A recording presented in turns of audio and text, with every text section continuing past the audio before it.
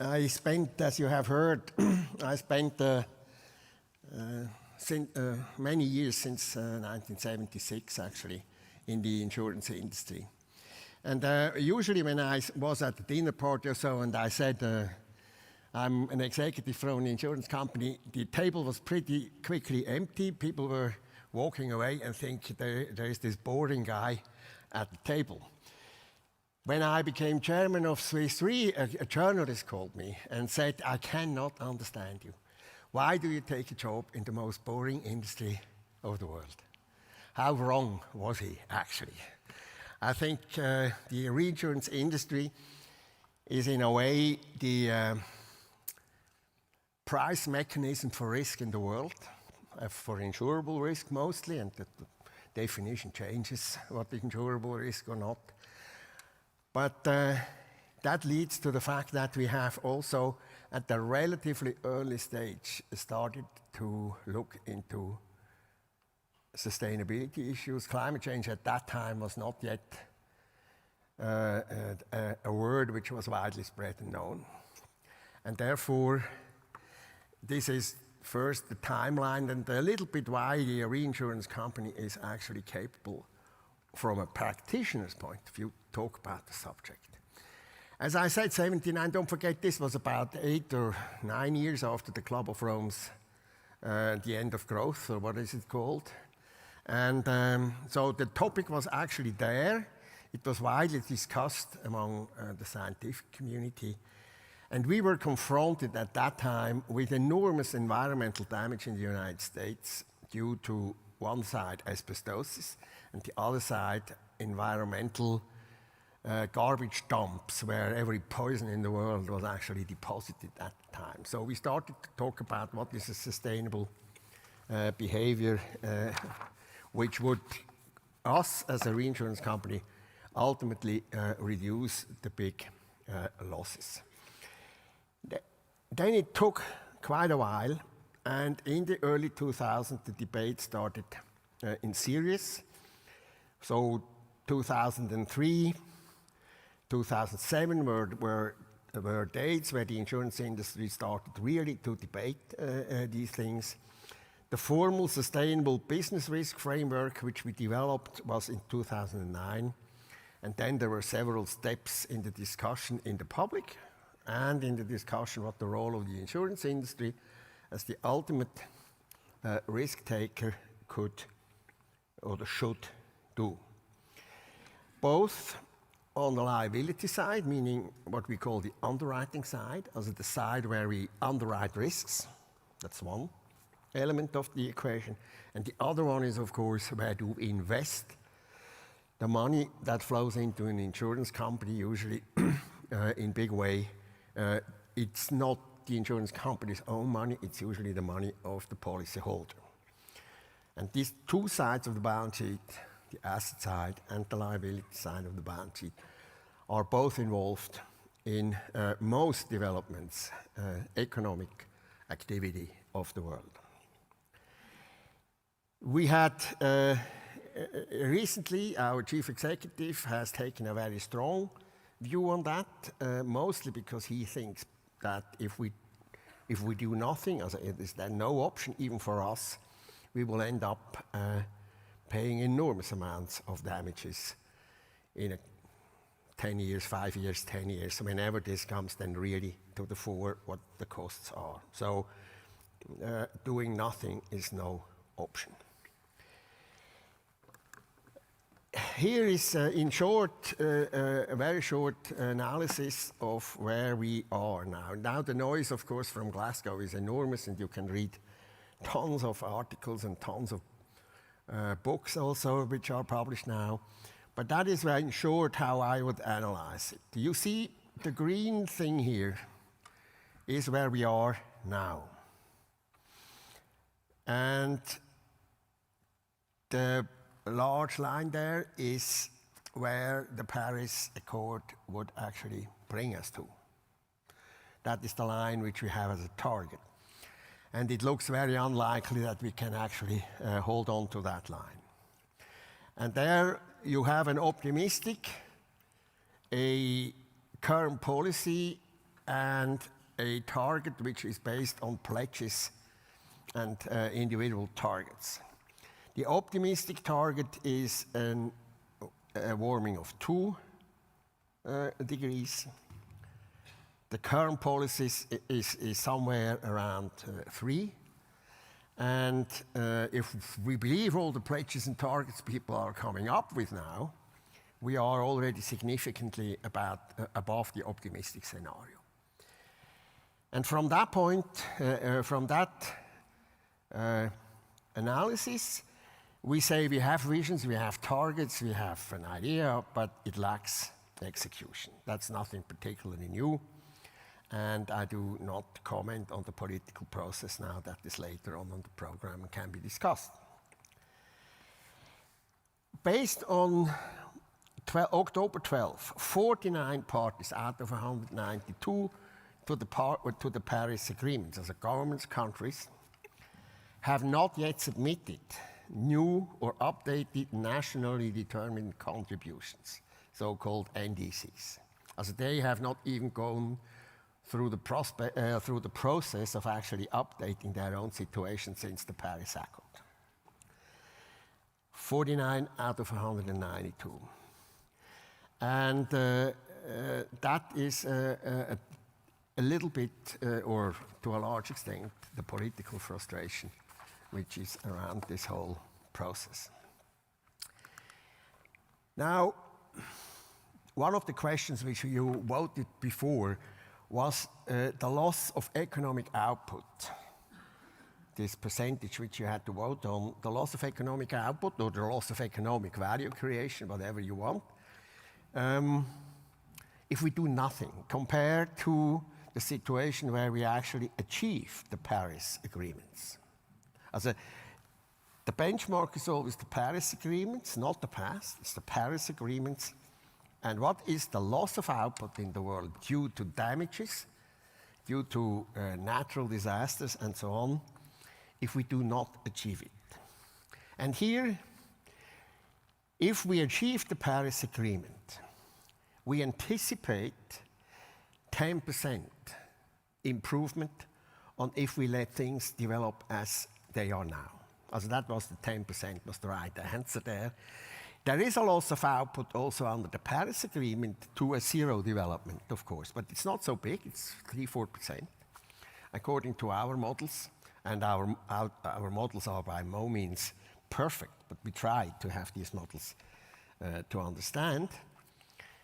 And if we let it go as is, the loss of economic output will be 15%, roughly 14 to 15%. So the difference is 10%. If we only can achieve what the Paris Agreement does. And this was mentioned at the beginning in the introduction, it doesn't hit everybody the same. And you see here, the countries which are worst hit by such a loss of GDP, loss of economic value creation, are the ASEAN countries. Also this is the countries, Indonesia, Thailand in particular. They will be very big winners if we achieve our goals. And then, of course, you see Europe, OECD as a whole. There might be the one or the other winner in there. I don't know exactly. But of course, you see that the positive effect for some of the OECD countries, particularly the European ones, but also for North America, is relatively weak compared to the loss of GDP in some other parts of the world, which might give an indication why the political process is sometimes very, very difficult. So this was this situation. Another reason why we say doing nothing is no option. And I would like to now go a little bit into the details how these damages look like. These are the two pictures. By the way, the same part of the world. The left one, it's Miami Beach. In 1926 on the left side, today on the right side. So you see a little bit why the damage which we incur now is slightly more difficult than it was 100 years ago. because the concentration of values in areas where the damages from climate change would be the worst have increased dramatically, and not by incident. People are moving to the shore, people are moving to rivers. That is where the economic activity is. It's not somewhere in an isolated place in the middle of Australia. It is at the coast. And over the last 100 years, we have seen a tremendous overproportional growth of population, values, expensive value concentrations in coastal areas. And this is a slightly difficult, but the central slide, which we use usually to understand the damage natural disasters can do.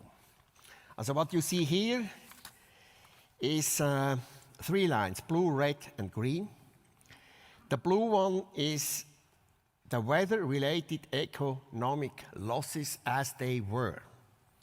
Money of that time, uninflated, just the losses which we estimated, since we do that since 1980, estimate the economic loss. Compare that with a number which is much more accurate, which we have more close, which is the insured loss. There is a big gap between the two, and I will come back to that. And then you inflate that. Also, you apply today's prices to those losses. And it's slightly different, but you know, this is a relatively, at least the second part of this time period was a relatively benign inflation scenario.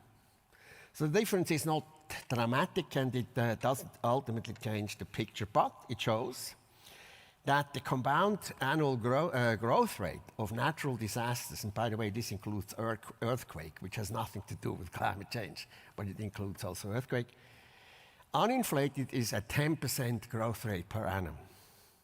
Inflated, only 6%.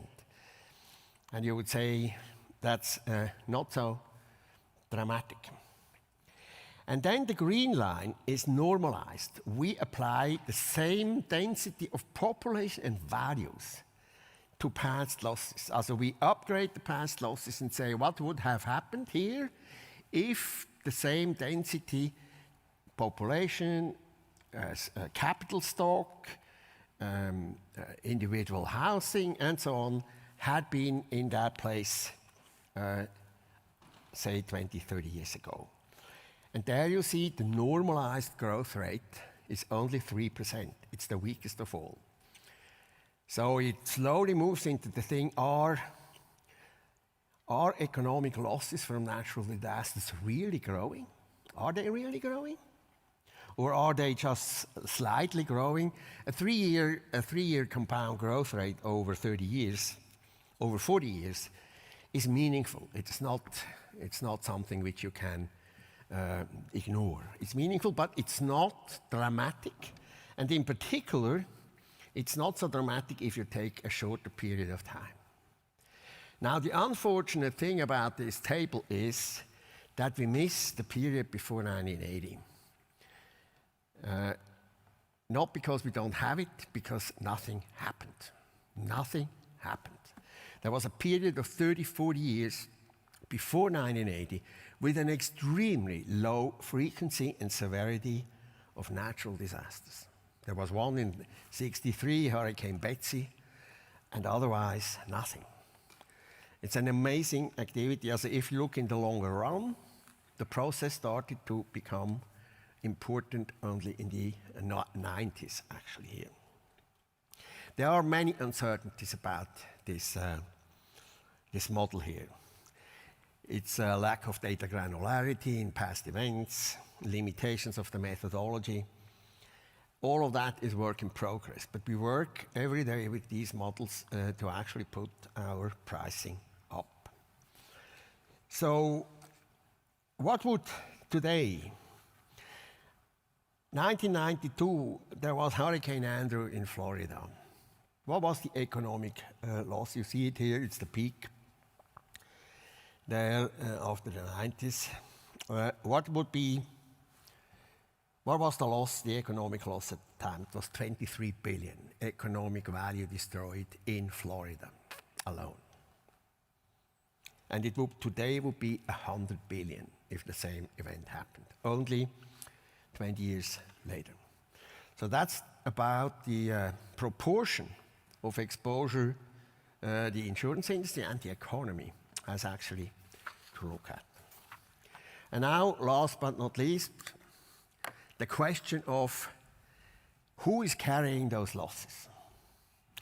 It is not the insurance industry. It's only about, when you look here on the left side of the slide at the bottom, that is the gap in premiums. Also, it's 240 billion of US dollars every year, which is unprotected in our models by insurance cover.